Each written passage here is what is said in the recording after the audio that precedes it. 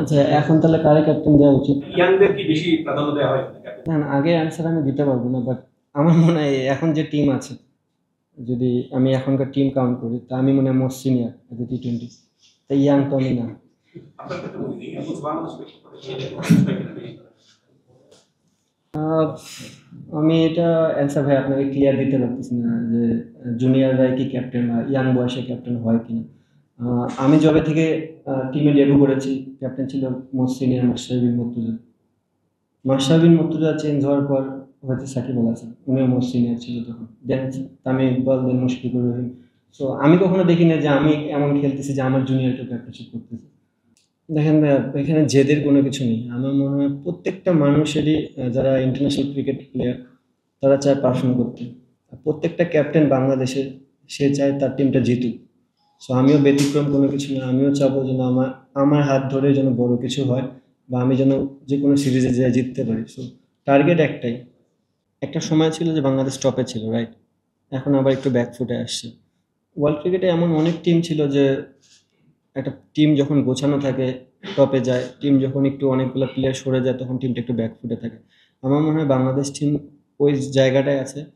কয়েকটা সিরিজ খেললে এই প্লেয়ারগুলো যখন কন্টিনিউ বেসিসে খেলবে, আবার ডে বাই ডে উপরে যাবে। জিনিসটা এমন না যে আমরা খালি ব্যাকফুটে যেতে থাকবো। আমাদেরও এখন দেওয়ার সময়। আমার মনে হয় এখনই রাইট টাইম যেগুলো প্লেয়ার আছে তাদেরকে স্টেপ আপ করার এবং দেশে কিছু দেওয়ার। এই পার্টিকুলার কিছু না কিছু গুণ আছে। সো আমি যেহেতু খেলেছি অনেক দিন ধরে, আমি চেষ্টা করব বড় ভাইদের যা যা গুণ ছিল ওটা আমার ভিতরে আছে, ওটা আমার ভিতরে থাক।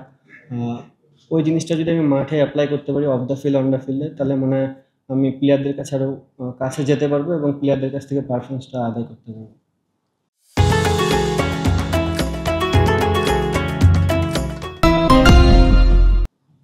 বাংলাদেশ টিম যদি আগায় যেতে হয়, সবচেয়ে বড় দায়িত্ব হচ্ছে প্লেয়ারদের। আমরা পারফরমেন্স করলেই টিম আগাবে। সো ফার্স্ট অফ অল আমাদের যারা বাংলাদেশে ফরে খেলে তাদের প্রতিটা রোল প্লে করতে হবে মাঠের মধ্যে। সো আমরা প্লেয়াররা যতটা বিসিবি সাথে আমি কমিউনিকেট করব, তার থেকে বেশি কমিউনিকেট করা দরকার আমার প্লেয়ারদের সাথে। তারা কি চাচ্ছে, তাদের কোন জায়গায় ডেভেলপ করা দরকার। সো আমার মনে হয় আমি যেহেতু এখন প্রথম আসলাম এই জায়গাটায়, স্টিল আমার কাছে একটা লম্বা সময় আছে। তো যত সময় যাবে আমি জিনিসটার ভিতর তত ইনভলভ হতে পারবো। হ্যাঁ, এই মুহূর্তে আমি কি চাই, আমার কি পছন্দ, অ্যাটলিস্ট আমার টি20 ফর্মেটে আমি এই জিনিসটা দেখতে চাই না।